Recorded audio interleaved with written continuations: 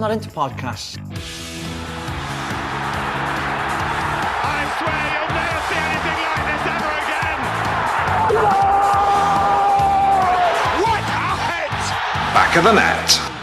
Hello and welcome to the first episode of the Not A Pundit Podcast. I'm Not A Pundit Killian Ginnity, and I'm delighted to be joined by Not A Pundit Conor Glennon.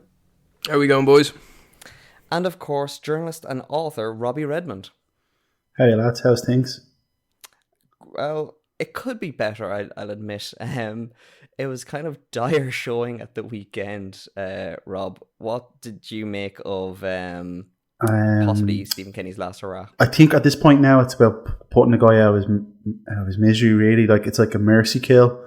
Like, when I saw him being interviewed by Tony O'Donoghue after the match, like, he just looked like a broken man. I don't think I've ever seen a manager as disappointed. So on a human level, I think the best thing is to just call this quits. Don't put him back out in front of the media in a month's time.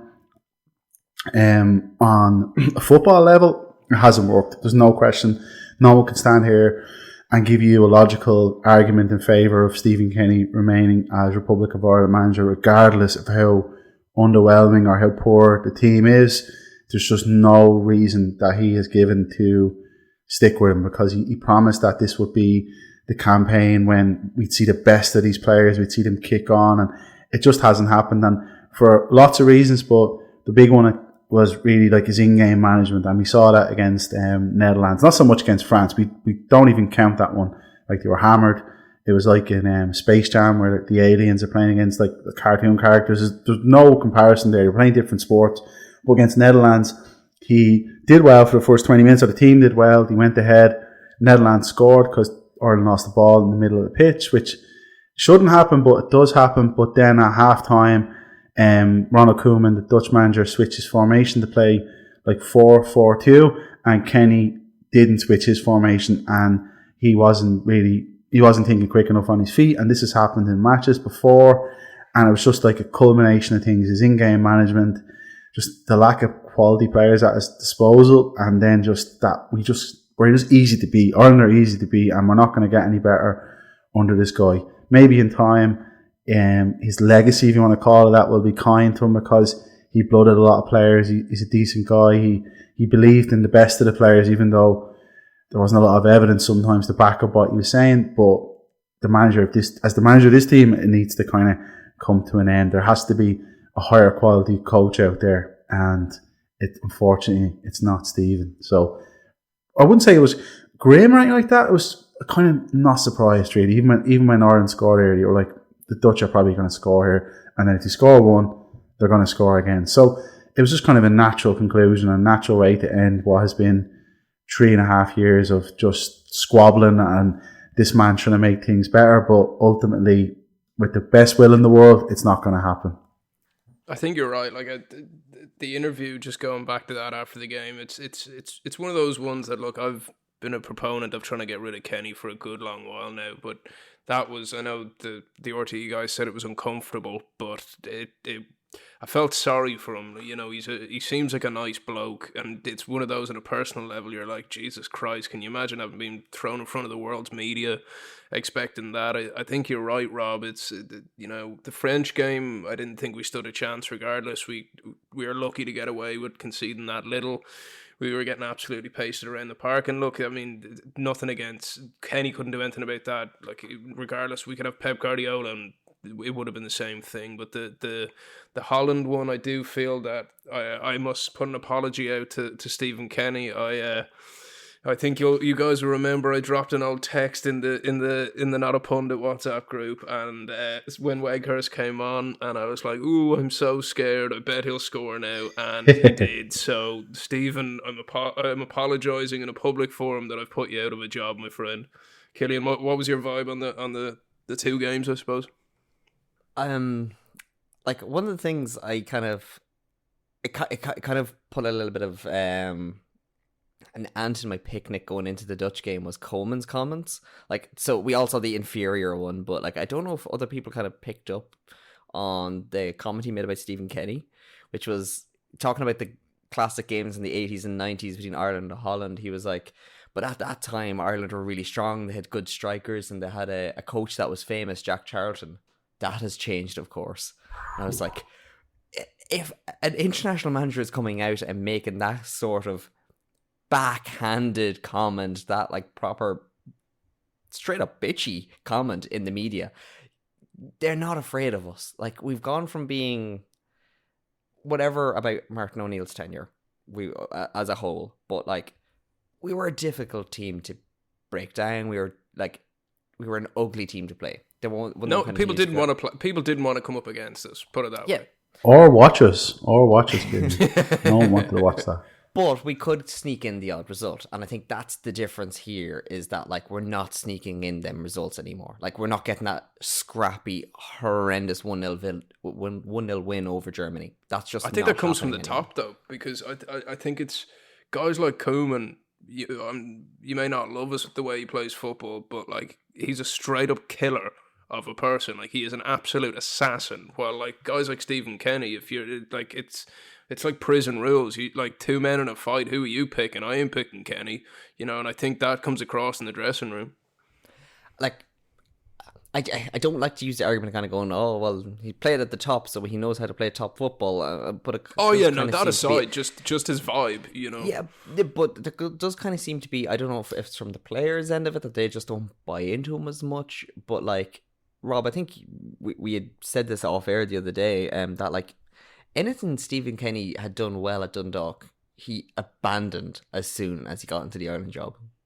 Yeah, like, if you remember back to his Dundalk teams, and even before that, this guy had a habit, like a really great knack of building a great team spirit and making teams better. So he did the same with Derry, he did the same at Longford Town when he was like 30. Like, he's been successful at the levels he's managed that, but he never played a back three, and he never was this kind of like cargo cult Irish Pep Guardiola that he seemed to fit into that role. You hear people talking about how Ireland have to play, quote, good football or progressive football, and he bought into that element of it too much, I think, because like, it's not that the teams before him didn't play good or bad football. He just didn't really play any football because they weren't really coached like beforehand. Like, the stories of Aidan McGeady playing for Ireland and saying to the coach, like, when Martin O'Neill was the manager, like, what position am I playing in here? Like, I actually don't know. Like, so it was just a very much go out there, lads, and work hard. There was never any. So you can't really say that was good or bad football. It was just a load of lads just getting stuck in, basically. But with Kenny, he tried to bring this type of approach, and he always kind of overtalk the tactical approach. But yeah, the in-game stuff, his in-game management has kind of really been exposed. And I would have been always one of those people who were like, sure, some of these players have played professional football. What do they know? And a lot of them do know stuff, but maybe some of them are just, they don't really know. Like, I think you've seen with this, there are levels to it. So Ronald Koeman may not be a brilliant manager, but he also has somehow managed Barcelona. He's managed Valencia. He's managed Everton. He's managed Southampton. Like, he's been around. He's been around. He's been exposed to a higher level of opponents than Stephen Kenny would ever have been. I know he had Europa League campaigns, but Gus Poyet is another one, the Greece manager, and in both matches, Stephen Kenny was outwitted by them, and it doesn't take much. It didn't seem to take much. It was just a switch of formation. It was just targeting because we're kind of easy to play with. I think I said this before, Killian. It's like when you play Football Manager and you download a tactic and you couldn't be arsed making another tactic yourself, so you stick to that tactic. Like, Stephen Kenny was going into matches against Greece the same way he was going into matches against the Netherlands or Armenia, or maybe not so much France, but it just seems you have a one size fits all approach with that 3-4-1-2 or 3-5. Which today you just can't do. Yeah, you need to adapt. Like, yeah, that's it. And like, international football is not about good football. Like, it never has. It's winning games. Yeah, that's it. Rarely do you watch international football and go, that was a really entertaining, high quality match. Like, that's what the Champions League is for. International football is about, you have to coach the players and be clever with it, but you also have to just be compact and find a way to win. And Ireland used to always, just under Kenny, just found ways to lose all the time. And I said this stat a few times, like, the average ranking of the teams they've beaten is 121. And like, that's just not good enough. There's no way you can sit there and say, yeah, get this man and let's keep this guy around for another 2 years. And you can talk all day about the problems in Irish football, and they're there for everyone to see. They've been there for years. The association ran into the ground, like, but that's a completely different debate. I'm just talking about whether in the match, is he going to pick the right team? Is he going to pick the right tactics? And is he going to make the most of what he has there? And, like, he hasn't, unfortunately, and it's unfortunately as well. It looks like it's because he hasn't been exposed to top level management the way these other coaches have. And football is like a sport that no other sport has the levels in it that football has. And the jump from Stephen Kenny being under 21 manager to senior management is like, as someone told us, like going from being a tree to a scratch golfer. Like, it might look small, but it's absolutely massive. And that's what we've seen with Stephen, unfortunately. So for his own sake, I'd just like to see them just politely usher him out the door. And that's that you were saying about the kind of 129th. Like, if someone said that to you in a pub quiz going, oh, what team is it? You'd think it was like St. Lucia or like Angola. You know, like you don't think it's, you know what I mean? Like, you don't think it's bloody Ireland. Like, I'm not saying we're Brazil by any means, but Christ. Yeah, like, but this is one of the things is that like our level of player isn't what we're used to. Like, we are coming to a stage where, as a country, we need to realize this: we don't have the 4 great generations that we had in a row. Like, can you imagine any other Ireland setup where James McLean gets 103 caps? Like, this is the first time a player of that level can reach level of caps. But it's not just him. Like, when Alan Brown is your most progressive bloody midfielder, like, that's not a good sign. When fucking Jeff Hendrick can't get a sniff at Newcastle and is just constantly being like sent out on random loans, but he's still included in squads despite not having a decent game since 2016. Like, I feel bad for Kenny that he kind of got he got it at such a wrong time. He got the bad end of one and not yet the good team of the next. Like, he's going to be, I think in years to come, he might be seen a little bit more favourably. Kind of going, oh, well, it was pre-Ferguson hitting the heights and it was post. I'm almost glad it's pre-Ferguson though, because that guy does not need Stephen Kenny in his life. You know what I mean? Like, I know it sounds terrible. Like, from a youth perspective, he would have been fantastic for him. There's no debating what Kenny did at an under 21 level. Fantastic manager, but Evan Ferguson needs guidance. Like, he's coming from De Zerbi to Stephen Kenny. Like, that's just chalk and cheese. You know, if we're gonna anchor our team around this guy, we need, at least for a 3-4 year period, a manager that will be stable and be able to elevate him to that point. Any manager that gives Doherty the number 10 shirt needs to be kept at like a 5 mile radius away from Evan Ferguson. Just stay away. Should be in the Hague. Should be absolutely up for charges in the Hague. I as soon as I saw it, I was like, that looks like Matt Doherty, and I was like, that is Matt Doherty. Matt Doherty with a mullet. Yeah, I mean, that's for another day, but like just as a quick aside, like, we have seen some terrible shirts down the years. Like, I don't think it's the most egregious, but like, it's not like there was a lack of forward players in that squad. Like, when we were starting with like a number 17 and like a 14 and all, it's like, somebody got to take the actual number 10 shirt, make it a striker, make it an attacking midfielder or somebody. Can you imagine seeing Evan Ferguson? Can you imagine seeing Evan Ferguson on that pitch, not with number 10 and it's Matt Doherty? Like, what is it? What, like, if you bring your son or your nephew or your niece or whoever to a game and they go, oh, there's Evan Ferguson, you're like, no, that's Matt Doherty. Like, that's a war crime. That has to be considered a war crime against the people of Ireland. 100%. Ireland are famous for this. I remember one match though, Shane Duffy at number 7. Like, I think 7, I think Cantona or... Yeah, I don't think Shane Duffy. Richard Dunn had 5 at one point. Do you remember that? Yeah. I don't mind that. That made sense. That's, I'm okay with that. But, like, it's like Steve Sidwell having number 9. Like, Shane Duffy number 7. Like, that just doesn't make sense. Or Gallas number 10.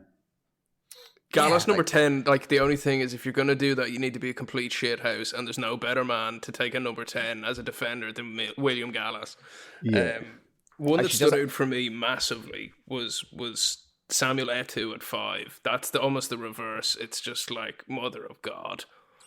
I don't know what it is with African strikers though. He's not the first or last. Like Asamoah Gyan used to wear number 3. Like, do you remember 2010 World Cup? He wore number 3. That was a great team, by the way. So good. Luis Suarez aside. There was one that oh, go ahead there. No, I was saying I'm not into all these stupid bloody.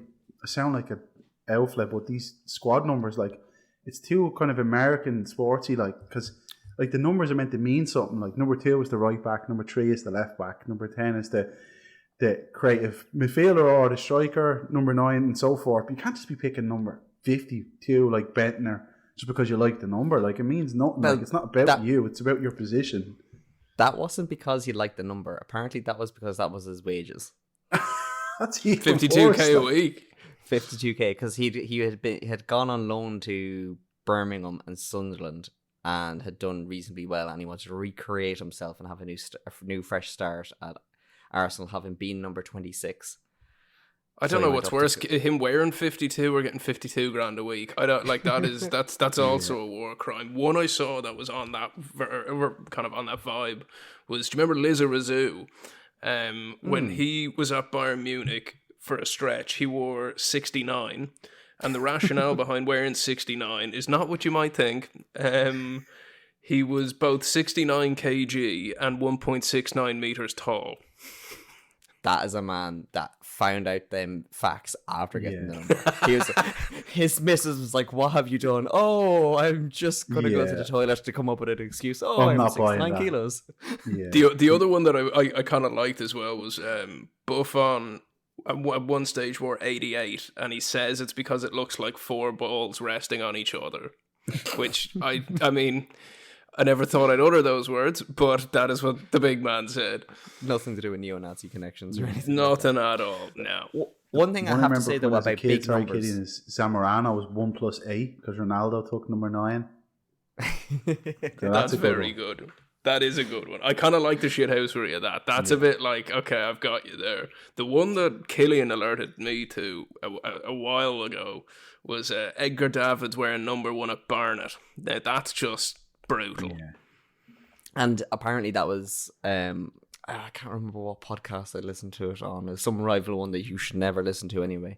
This is the only football podcast around. But it was with one of the senior players at Barnet at that time, and they all didn't buy into him. Like, they didn't particularly like him. It was kind of like, oh, it's cool that he's here, but like, what the hell? And then when he gave himself the number 1 jersey, apparently the goalkeeper went mad and just basically said, "Right, I'm checked out."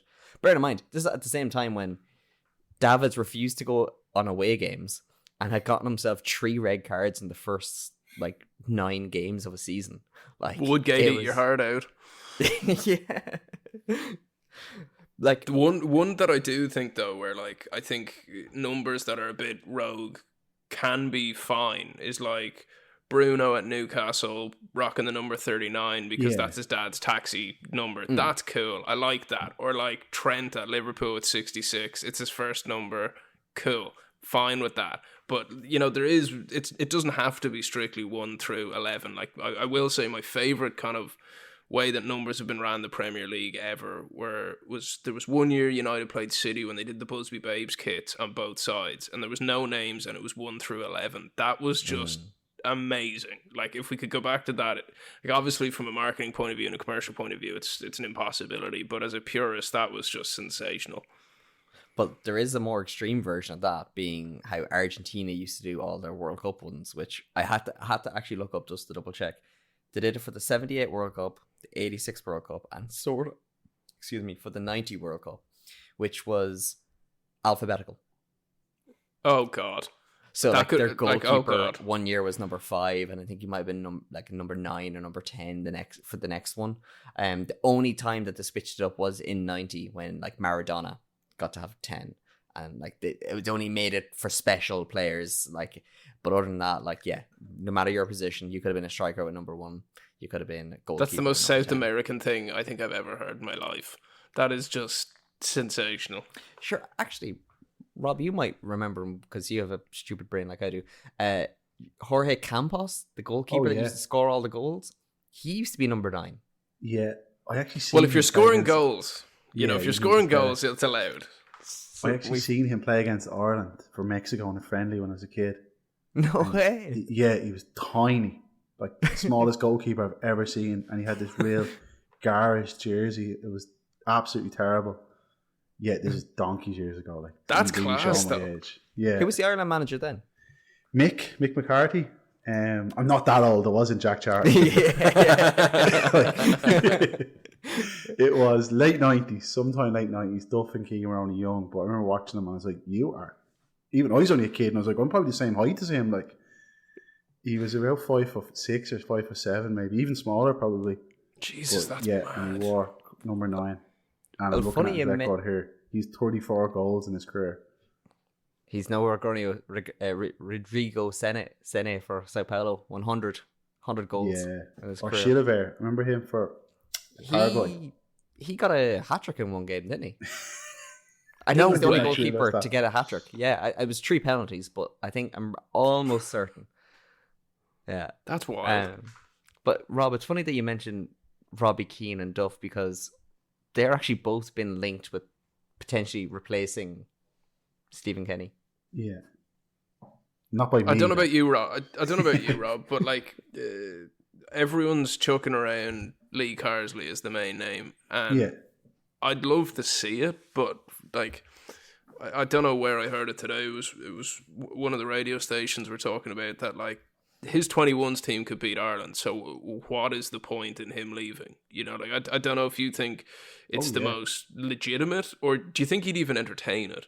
He definitely entertain it just because apparently it is and has been an ambition of his, and he is like I think he's second generation Irish, so he feels Irish. It's not a Declan Rice situation, but also he's obviously an intelligent man and a highly regarded coach. And does he want this first senior job to be this, or should he kind of hang around and wait for Southgate to leave next year? Do you think he can get that though? If he I stays, think they might. I don't think they'll go for someone. He's won a champ. He's won the Euros, so straight away he's going to be in that conversation. Southgate was promoted from the 21s, and he never won a trophy. So on that mark, he's actually coached at Man City too. Like he is highly regarded. But what age group at City did he have? Was the 18s or something? I think it was some of the underage youth teams. So he is highly regarded. He was at Brentford too. He may have been at Birmingham, so he's been around and he's done the hard yards and coaching. If I was him, I don't know. Like I'd have to take a big offer, and like he is probably 12 months away from being at least in the reckoning for the England job, and that is obviously one of the biggest jobs in world football. Like he could be coaching Harry Kane and Bellingham and Rice and Grealish, so that could be a lot to give up to coach Will Keane and Adam Edis. So no disrespect to them. Like, let's be honest, like. But the other one is, do we want this guy? Because, like, is there anything it's another Stephen Kenny thing in a way. Like, he's coached at underage level. There's lots of great coaches who struggled to be a manager, like Michael Beale, the Rangers manager. From what I heard, he was like best coach ever. When some of the stuff that people are saying about him, like that Stephen Gerrard was saying. He was Stephen Gerrard's assistant at Rangers and at Villa. And people were saying, this guy is the brains of the operation. Gerrard was saying, it take me 10 years to be as good a coach as this fella. That's a big statement, like. Yeah. You know? And now he's struggling. Like, he could be sacked by Rangers. Like, they're knocked out, hammered in the Champions League, hammered by Celtic, and that could be it. So, the next step, as you said, is the big one. So, I don't know. If I was the FAI, would I be taking a risk on him? But also, from his point of view, I don't know if we'd be taking a risk on the FAI. So, Kill, what are you saying? What are you saying on Carsley? I think it's going to come down to money. Because, like, the big thing for Ireland is we can't even afford to sack Kenny. So I think Carsley is within our price range if you can convince him. Because he's not going to be on big boss wages. I don't think he's going to be anywhere near the England job. I think he's going to be discussed. But if you look at the reasons why Southgate got the England job, England was in a very, very different place. It was post-Hodgson. He was only an interim coach who did well and got the job. He was pure Ollie. And played for England, crucially. And had managed in the Premier League. Like, this is the other thing about it. So, like, he had a great... unsuccessfully managed in the Premier League. But more importantly, he also spent time at the head of the FA. He was on the big boys table there. And I think so he greased the old palms to yeah. Well, I don't would know. say though, Killian, is apparently the FA, the reports are that they're going to reject any approach from the FAI for him. So, 100%. Like thoughts. it'll be all on the Carsley side, where like if he wants to make the move, like England can get another under-21s coach. Did it want to? No, because I think the way they see it very much now is they'll only switch it by generation. So as long as there's a 19-year-old in that squad, they'll want to keep him and the coach together until it's 21. Like, I wouldn't be surprised if Carsley, the deal that England do with Carsley is, say, Eddie Howe is the assistant manager to Jason Tindall for the England job, that Carsley is brought in as part of the coaching staff, as part of the continuity. I could see that happening a lot more realistically than I could see Carsley getting the top job. Conor, but one of the only things I would love to see about Carsley coming in is maybe he might bring some of the second gen or third gen Irish English over to us. It'd be nice to finally do the dirty on the old enemy, I suppose. But I mean, the ones that scream to mind straight away is Delap's kid. I know he's kind of in the 21s and he's doing great. He'd be a tasty one for us. But I mean, at the same time, as petty as I am and as much as I'd love to see that, I kind of would just love to bring in a manager that can cultivate what's there and what's coming up. For me, these kids are young guys, 21 years old. I know you can say, they can change their mind. They've made their decision. That's the progression point they want. I think leave them in that system and bring someone in that will cultivate ours. I mean, if we think about it, guys, like outside Carsley, say he's off the table. In my head, the names and that I've seen in the press as well, I suppose, is you've got Keane, which we can delve into in a minute. You've got Rafa, which I'd absolutely adore, but that's with my black and white Newcastle lenses on. I suppose you've got your man at Ipswich, McKenna, and outside of that, you're kind of restricted to actually I forget his name. He's on the coaching ticket. He was on Kenny's coaching ticket already. As well John O'Shea. I think they're the names, and I'd be interested to see your guys' take on who you'd pick here. I think Rafa's unachievable at the best of times, especially since he's taken the Celta Vigo job.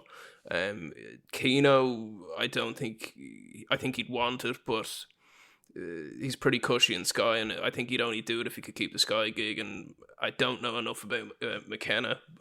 What would your opinion be, guys? I probably shouldn't jump straight to the end, but Rafa Benitez was brilliant. Someone like that, someone who was coached at a high level, who commands respect, who can deal with the media, not like Stephen Wood. It's not that he's not a good communicator. I say this as I'm stuttering here. He is a good communicator, but he's just too open. I just don't think. Like, I remember first time I went to chat to Mick McCarthy, and he stands up and he shakes your hand, and he has that presence that I just don't think that Stephen kind of ever really had. Martin O'Neill was very prickly and real, just like dour, but he still had that aura of he's won European Cups as a player, and this stuff does matter. And Rafa would have that, he's a Champions League winner. The guy was Real Madrid manager, Liverpool manager, great job at Newcastle. Someone like that would be ideal because, he's an older manager as well. He's mid-60s. He's probably past his best, but doesn't mean he wouldn't be good enough for us, and he makes players better, and he's tactically astute. He won't be caught out, and there won't be any nonsense talk of we're going to play great football because it's just going to be about winning. But he's unattainable. Think of someone like Kieran McKenna, who's probably too early in his journey. He's 37. He's in his first job in management. You kind of just want to let him. Ipswich have put so much money behind him. I don't know why he'd do it. Yeah, let him be. Let him figure out himself. Let him cook, as they say. Roy Keane is one that people laugh at, and I found myself convincing myself a little bit more about this. Keane is not the kind of dinosaur that people think he is. It's just that he doesn't speak about the game in a modern way, the way Kieran McKenna might, or Brendan Rodgers, or any of these newer, younger coaches. But Keane would definitely need an elite level assistant manager who can kind of put the framework on the team, and Keane is kind of like the figurehead. So I'd want to hear what Roy would bring to the table. What's your package going to be like? So I wouldn't rule it out, just by given the status the guy has. And then after that, it will be nearly a case of like, can we headhunt someone? Can we go out? Like, because I remember when Staunton was sacked, and it was like, who are we going to get in here? And it was like Brian Robson and all these guys linked to the job. Gary Megson probably, or something like that. Any type of middle-aged British manager that was floating around at the time. And he went off, and the FAI got, I think, Ray Houghton and two other guys to recruit someone. And like 3 months later, they come back with Trapattoni. You're like, Trapattoni, like one of the most successful managers ever. And people like laugh at him, but the guy did a really good job as Ireland manager. So, like, crucially, though, maybe that's FAI the answer. weren't paying for him. Crucially, That's the though, key point, Killian, as you said, and that would be the Rafa situation. So, unless they're going to go cap in hand out to some benefactor who's going to back them, which they won't, because you can't even get a sponsor. So, yeah, fair. like, let's be honest. So it might have to be someone like on Football Manager, Killian, or kind of like you're going to type in attributes. What do you want? Like tactical, astute, like good at dealing with the media, patient, because it's going to be tough. Like this is what we might need. But just the Brighton example for anyone who's despairing, thinking there's no one who's going to manage this team. We're never going to get to another tournament. Like no one in the world. Like actually, De Zerbi was such a mad show for Brighton that Graham Souness accused them of Googling Brighton and kind of doing a cheat sheet. And people obviously thought it was lunacy, but at the same time, it was that much of a left field appointment that he could come out with that nonsense. So there is someone out there. There's someone out there for everyone, Killian.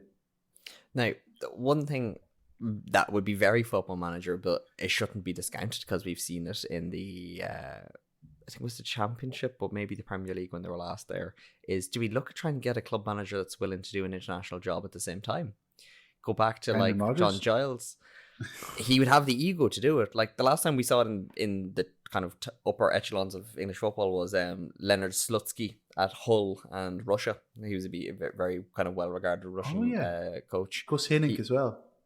Hiddink did it with multiple teams actually, often on interim basis. But I'm just kind of looking here at the odds online. Carsley 11-4, Neil Lennon 11-2 is disgustingly low. No shot, not happening. Chris Hughton 7-1, doing a decent job at Ghana, but no. Yeah.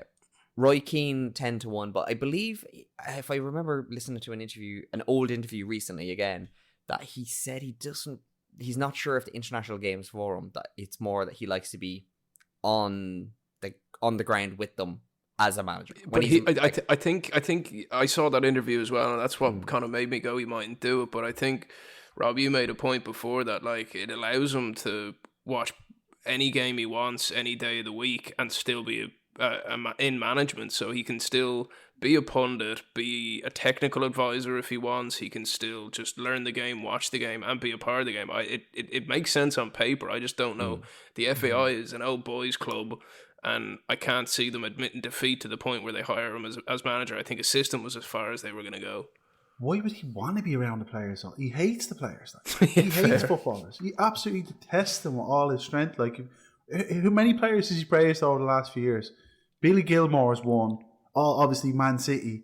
And that's about it. Like, I think he praised Mason Mount before. He was even given Declan Rice stick on telly. Like, so 10 days of these players is perfect for him. He has 2 days of being okay around him, 2 days absolutely hating him. Like, and then he'll just get his coach to manage them, and then he can just do the press. And he's great. He's the best communicator out there, probably. I think if Ireland are going to be Ireland, it's going to be someone that we do not expect. Like Killian, who's like say 10th on that list? Yeah. Okay, I'm just gonna rattle through the list. You give me quick fire reactions because it's gonna be someone we don't want or expect. The next one has been halved. Their odds have been halved in the last day. So there were 22-1. Now they're 11-1. Is Steve Bruce? No, absolutely not. Sorry, kid. No, he's a nice man, but no. Also on 11-1 is Sam Allardyce. No. 12-1. I'm not completely no to Big Sam. I kind of like Big Sam. I'm saying no, but I wouldn't hate it. I think money wise, it's a no. 12-1 John O'Shea, 14-1 Damien Duff. What's the Duffer? point? I don't think is ready. No, he's not ready. But I don't count him out down the road. 20-1, Robbie Keane, Keith Andrews, and Willie Sagnol. Willie Sagnol? Currently Georgia manager, I believe. Oh. Yeah, no, they're doing no, okay. he's been Bordeaux manager. He was, I think, maybe Bayern Munich 2 or under 21s coach when he started out, and then that's the kind of one I bet you we end up with. I think so. He's been Georgia managers, I think, for 3 or 4 years now. So like, he's around. It's definitely someone like that. I agree with you, Conor. And another thing is to keep in mind who is actually making this decision. So it used to be Big John Delaney. God knows what was behind this decision making. I can speak freely now. You probably won't sue me. Or you might have to cut that out. Killian.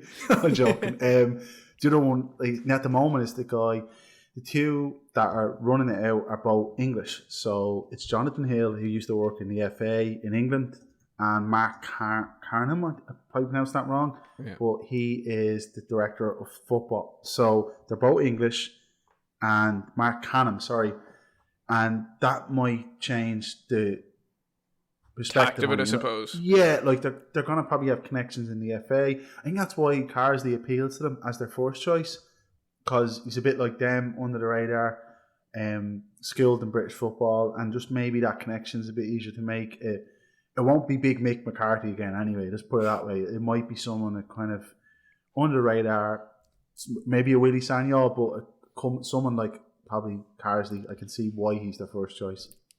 Big Mick is 25-1. I think Big Mick could be interim. If they get rid of Kenny and they're still on the hunt, they need someone to steady the ship. I could see him doing those games up until March. But like, you know, aside see him from that, doing them how Kenny got in. If that happens, say he's sick. Yeah. Like he's like, this fucking nonsense. Sorry, the arrangement that happened there. Like when he was manager the second time, Ireland drew away. We lost like to Switzerland. We drew with them at home. Like Kenny wasn't getting these results, and this is me who was crying out for Kenny at the time. So maybe we shouldn't discount the old dinosaurs. Maybe we were too quick to kind of. Maybe after 1,000 games of management, he's learned something. I don't know. Speaking of dinosaurs, though, 25-1, Tony Pulis. No. As much as I appreciate the impeccable skill of Stoke on a Tuesday night, I don't think that's a viable one. Is this what we think of ourselves as a nation? Like, this is all we can get.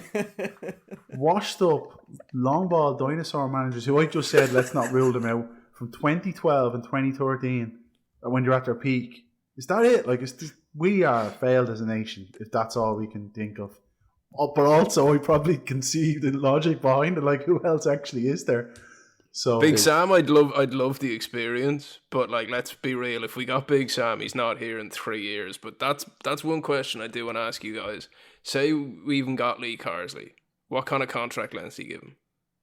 Campaign 2 years. Sorry, a Nations League, because that is so important to Ireland. That I don't think maybe Kenny did realise it, but I don't know if fans realise it. And a qualification campaign, that would be for me. I would do the same, but I'd have an inbuilt option to activate, because I reckon if he was to do a good job, that he could be snapped up. Yeah, so you'd have a kind of a, if you qualify, you run us through. If you hit this, it automatically renews, so that before his stock rises, you kind of already have an inbuilt. To do that though, you'd need serious money, because if you're potentially locking someone in on a 2-year contract that turns into 4. Like you can do, and I've seen clubs do it anyway for like promotion, like a promotion clause. It's like, yeah, we'll activate this, but you go up 25%. Okay, like if this is you kind of do it that way, because if we were to qualify, well, then suddenly that's more money for the FAI, and you could justify giving the extra 25% then, and then you take it on the chin if you have to kind of get rid of them after that. There's just 2 names left on the list, and I think the 2 most interesting ones. One we mentioned already, 22-1, Anthony Barry, but the one that I would love, and I think he's about the right age, 22-1, Ralph Hasenhüttl. I wouldn't be opposed to that. I think it'd be class. Like, right profile. He's used to playing decent football with young players. He did a better job at Southampton than people give him credit for. Yeah, because like, look at the mess that they went to instantly after him. Like, I know they had the second coming of Jesus Nathan Jones, but like, still. What are you saying, Rob? But throw him in the mix, definitely. Like he's another kind of. He's like I need to call him the Klopp of the Alps or some stupid nickname. Some absolute nonsense nickname because he likes pressing. Essentially, he's a high pressing coach. I don't think he was too fond of Obafemi. Apparently, clashed a bit Obafemi at Southampton, one of our better players, I suppose. But yeah, he would be, if the profile I suppose you're looking at, Killian, definitely like operate at the top level of the game, out of work, so there's no chance of to pay any compensation. So yeah, I wouldn't be against that. The one I would have loved is too late now is Bielsa. Like that's one. Like I'd be signing up Jesus, for that would have been ticket. yeah. Imagine Marcelo Bielsa on a green bucket. Just getting Jeff Hendrick to be pinging balls all around the pitch. That would have been. If you can make Calvin Phillips into a £60 million player for Man City, God knows what you do to our lads. So the dream died when he went to Uruguay. Well, we can only live and hope and dream. We know that there is a presser coming up with both Jonathan Hill and the director of football, so it'll be interesting to see what comments they make. It can't be any more uncomfortable than Kenny's interview, so I'm sure it'll be fine. Yeah, well, the rumor going around is that they've said that they don't want a zombie manager for the next round. So, and i.e., we need to sell tickets for this. It's a double header, so I think you have to buy tickets for Greece in October and New Zealand in November. Like that's not great. So how do you get 50,000 people or 40,000 people plus into the stadium? Not that they've completely turned on Kenny, but just give the punters, throw them a bit of raw meat, and that's what it feels like. So yeah, I think he's not long for us. I don't think. But one manager that is kind of facing a criticism that we did mention earlier is Southgate, Conor, for his decision to stand by both Harry Maguire and Jordan Henderson. Yeah, it's look, it's a weird one, and I don't want to be the Maguire basher.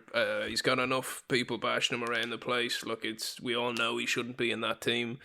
I understand Southgate's mentality of playing the players he knows and an environment around a team. That's why I understand the Henderson one. I will stand behind. He's a vice captain. Yes, he may be in Saudi, but I think he's been a Liverpool captain. He's lifted the Champions League.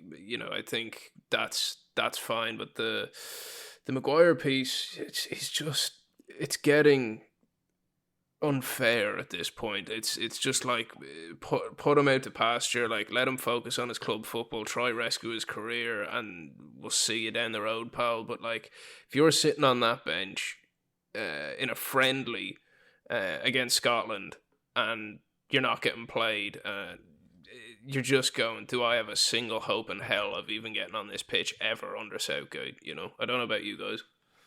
Yeah, like he brought him on. I knocked on the second half and I had it on the background. They brought him on, and you're like, oh god, like this is like something Ireland would do. Like give someone a few minutes because they're not playing at club level. So give him a half, like to get a bit of football into his legs because he probably won't play. You know, he have a couple of injuries. He might be in a Carabao Cup or something. But I actually just felt sorry for him. I just thought this isn't wrong. This is wrong. Like he didn't go through his whole life to be a laughing stock like this. This is what I mean. Like on a personal level, it's fucking bleak, Yeah, and like he isn't elite level. He was at fault. They were actually showing it on Virgin Media. Damien Delaney was showing how he's at fault. He drops off. That's just his natural way to drop off. So at a certain point, you like to say, okay, yeah, he's been loyal to you, but you've been loyal to him. And Maguire has never really let him down. He's performed better for England than he ever did for Man United. But especially in tournaments, to be fair. Yeah, but the team has moved on so much now. Like they had, for example, the 2018 World Cup squad, they had Phil Jones in the squad. That's the depth of talent that England had then. Now, look at that team. It's quality everywhere, every single position. And do you really need him or Henderson? Henderson, I never a fan of Henderson. Never thought he was a great player. It's interesting now to watch people kind of turn on him. I just wouldn't have either of them, and particularly not Maguire, because it just becomes a distraction. And then the other way, you're like, fair play to you, say, okay, for kind of defending him. But see, also, that's the other thing. It's like I kind of respect it, Yeah, you're like, I respect you for defending him, but I'm questioning your management by playing him. So, yeah, and Maguire had the chance to go United. Obviously, he didn't want to give up that money that he wanted from United, which he's perfectly entitled to do, but this ultimately has caused situations like this. So it just, Maguire's become a distraction. And I do feel sorry for him on a human level because Man United just never, ever, ever should have paid that money for him. And then on top of that, never should have made him captain. And now he just has a big target on its back, and he's a meme effectively. But so one of the memes I did see is his last 2 goals are against Sevilla and Scotland. Like it's one of those. I think like I said, I don't know about you, Kill. Bring you in on this in a sec, but it's just give the dude a break, you know. I think his inclusion says more about Southgate than it does him. I think it shows Southgate as a man out of ideas, that he was blessed at the timing that he went in, that England's stock was so low. He got a little bit of positivity around, had a decent and obvious group of players to bring through at the time, and he's brought in a few of the younger ones as well now. But it's always been built around that Euro squad. Like, no matter how bad the players have gotten, he's stuck by them, rightly or wrongly, and I think it's proving now wrongly. Like, they're getting results off the back of the skill of the likes of a Bellingham, or like, it's how good these other players are what's balancing out how bad the decisions are by Southgate. He is another Stephen Kenny. Sorry, Killian. Yeah, no, I think he this is like going to be his either. Obviously, they're going to qualify, so he'll get to the tournament. But I think after that, he's done. Well, like if with the caliber of players they have, a final is a minimum. You know, semi-final. I'll give him a semi. Yes, a semi-final. But I mean, you know, obviously it's the players on the pitch at the end of the day. But if he doesn't win something with that team, there is the mark of failure there. You know, especially when you see around Europe how badly underperforming most of the other teams are. Like, Belgium have never been able to get it together. Germany are in free fall, gone. Yeah.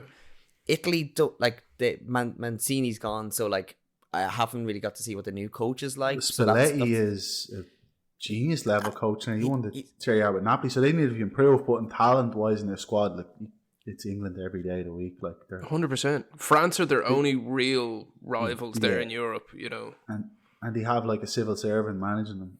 And that's what, like, it's a Stephen Kenny thing, not to call Stephen Kenny still a servant, but his in-game management. Like, Southgate's an intelligent guy without any question, and he does speak well, and he is likeable, but his in-game management I've always found to be just really bad, because it gets exposed in certain matches. Like, maybe it's not so much the match last year against France, but the Euro 2020 final in 2021, they're winning 1-0 at home, and they lost it to Italy. Like, how can you lose that match? Like, or the 3 years before that in the 2018 World Cup semi-finals, they're beating Croatia, who are out on their feet. They played like extra time, 2 matches in a row, and they found a way to lose it. It's so, they have an elite level squad, but they do not have an elite level kind of tactician or in-game manager.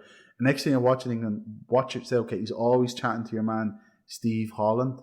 He's the coach at Chelsea. I think he's like kind of the brains of it, really. But like, a lot of the talk around the team is that like he's brought that team. Like, we've all heard it used to be a Chelsea table, a United table, Liverpool table. They're all a cohesive unit, and like, you can see they're all genuine pals now. You see it when they play each other at club level. But like, that doesn't keep you in a job. Like, fair play to you, you've cultivated a group, but that group, you've broken through that barrier. Someone else can take it from there. You know, that can't be. It's definitely a legacy he'll have, but that can't keep you in a job going for another 2, 3, 4 tournaments. I think it says a lot when you think of, if he was to go, that like, you don't consider him going to any club. Like, he's never linked to any club job. Like, he has the bang of taking an FA job. Oh, he'll just go straight head of the Premier League or something. Yeah, it'll be some borderline politician job, like some administration job, civil service job. yeah. Like, but he'll be on a committee. A committee man. I'd say he loves a committee. Yeah. But I think we should move away from kind of like the dregs of football that is, and kind of look ahead to the Premier League, Rob. Is there any of the games that you're kind of looking forward to? Because I know, Premier League being back means fantasy is back. So I haven't actually had a chance. What games should we be looking at? we should be. Well, the one I'm looking forward to is wrong. The one I'm going to 100% definitely watch is Man United v Brighton, and it'll be more misery for me because I think Brighton will absolutely. Well, maybe they won't, but if Big Evan Ferguson's back, they might run amok against United. For fantasy, the ones that we're looking at is like Liverpool away to Wolves. Definitely, like you're looking at maybe Salah, maybe bring Salah in there if you can, because he is actually in good form, or even Jota, and then Tottenham at home to Sheffield United. So Tottenham have like Maddison. He didn't really get to play for England over the break. Maddison's absolutely flying. So that'd be another one I'll be targeting. One I'd be avoiding is Everton v Arsenal on Sunday. So at Goodison Park, I'll get the exact record now in a minute, but I think Arsenal have lost there for the last like couple of years. So I think Everton could do them again, basically. Well, they're in so much trouble as well, Everton, that like what's that saying? There's nothing more dangerous than a man that's got nothing to lose. Like that's Everton right now. Like So in the last, they've won 1, 2, 3, 4. Arsenal last beat them away from home in 2020. Sorry, this is not very good podcasting, Killian. But there's a stat here at the end of it. It's like 2018, basically. Wow. That's a long stretch. That's a really long stretch. Like, I mean, the one for me, just as a Newcastle fan, I'm curious as to the team we'll put out against Brentford. That's going to be a really exciting tie, like tactically. Like Thomas Frank is always entertaining, but like Eddie Howe is putting together a good side. I hate to say. Yeah, and I also think, do we have one eye on Milan on Tuesday? As a Newcastle fan, I never thought I'd ever say that again. But yeah, like I think Newcastle Brentford will be a great game. I think the only for me as well, I think you're right with United versus Brighton. That'll be very good. I also think the West Ham versus City game could be very good. I'd be interested, Rob. What are you saying there? Do we think Haaland's got 3 goals in him, or is that a 1-0 win? Get lucky to get out of there. I don't know. That'd be one I'd be wary of captaining him in, because West Ham are just like, they're at peak Moisey at the moment. Like they're grinding out results with like 2% possession, and they're gonna have a lot. Like they might have lads who, like, I don't think Kurt Zuma, for example, was on international duty, so Jared Bowen wasn't, Mikel Antonio wasn't, so they'll be fresh and ready to go. So that would be one I'd be giving a stare to. So it kind of is testing your mettle, really, because the default option is always just Captain Haaland. But if there was a week not to, and you're brave, you might be rewarded by avoiding that one. Watch, you'll score 5 goals now. So you're telling me captain is going to be Ferguson this week? You're going all the chips in, full all in. I'd say if you had him, you'd be going for Salah. Definitely. Okay. And for that Arsenal one, that stat that I basically made a mess of, it's October 2017. 6 years since Arsenal won at Goodison Park. So they've lost 1, 2, 3, 4 of the last 5. So I don't know. I'd be avoiding that one too. I think I might have to take a trip down the bookies on that one. I'm looking forward to just not for fantasy, but just for watching the games down at the bottom end of the table. Like good relegation dogfights in Forest and Burnley and Bournemouth and Chelsea. Like I think it's going to be an interesting relegation fight there. Yeah, Forest and Burnley. Like it'll be interesting to see. Will Burnley adjust their football? They seem to be playing the same style all season. I don't think Company's going to relent on that. I think he's going to ride it until it works or he gets sacked. But Ireland vibes off that, I think. A bit of big time. Play our football. I'm like, that's nice. You're lost 5-0. yeah. It goes. That's the thing. It's like I think Brian Kerr was saying. You can have all the possession you want if your 2 centre backs are passing to each other, but it's winning games that matter. But the only thing I'd say in Company's defence, though, is all he needs is results against the smaller teams. And they've had not a great run so far this season. Like, they've been given a couple of really big games. Whereas I think if they can get a solid result against Forest, get results against the likes of Everton, Bournemouth, Fulham, if they can get decent results, then you can start to... If they're not getting them there, then you can start to criticise them. But yeah, like, if you can play good football and survive in your first season up, that's a major coup for Burnley. Yeah, another one I target. Last one would be Fulham Luton. So I'd get like probably if you need them, Fulham's goalkeeper. Because I think Luton will be the team to target in fantasy this season. There's always one team every year that you're like, all right, they're playing away from home.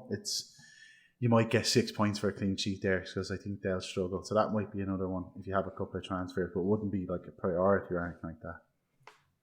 I love that you think I have a couple of transfers left. I know that's the way to do it, but I love that you think I have them. Well, gents, aside from the football as we're coming to the end, is there anything you are looking forward to or going to keep an eye on this weekend? Well, I tell you, I've been waiting weeks for it at this point. Welcome to Wrexham Season 2 is, at the time of recording, just out today. And I cannot wait to get all into that. I think it's been one of the best stories in football as a kind of football purist for a very long time. So I'll definitely be getting into that. I think a second one, little bit more concentration needed, is the All or Nothing Germany in Qatar. I will warn you boys that it's completely in German, so you'll need those subtitles on unless your German skills are a bit better than mine. And you'll get a window into Hansi Flick's old world, but they're definitely two for me. Rob? I am still halfway through Wrexham. Welcome to Wrexham Season 1. I used to be great at watching all these shows, but I just somewhere along the line, like another one that was recommended was like Where Eagles Dare, this Crystal Palace documentary on Amazon Prime. Very good. It's brilliant, but Yeah. I haven't watched it since June, so I have to go back on that.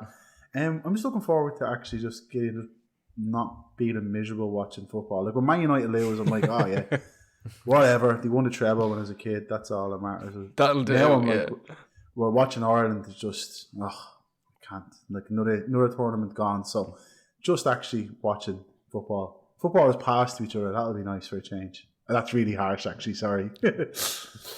I'm just hoping for a little bit of sun, or not even sun, just a little bit of dry weather so we can get stuff done around the house. And I've a podcast that I'm re-listening to, which is American Scandal on Waco, which Great listening. I highly recommend. Highly recommend.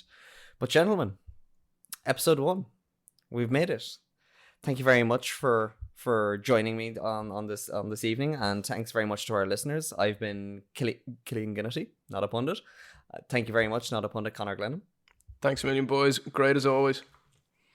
And thank you very much, journalist and author, providing the credibility, Robbie Redmond. Thanks. That's the nicest thing anyone's ever said to me, Killian. Thank you. Subscribe, like, leave us a review if you wouldn't mind, and we'll chat to you next week. Chat soon.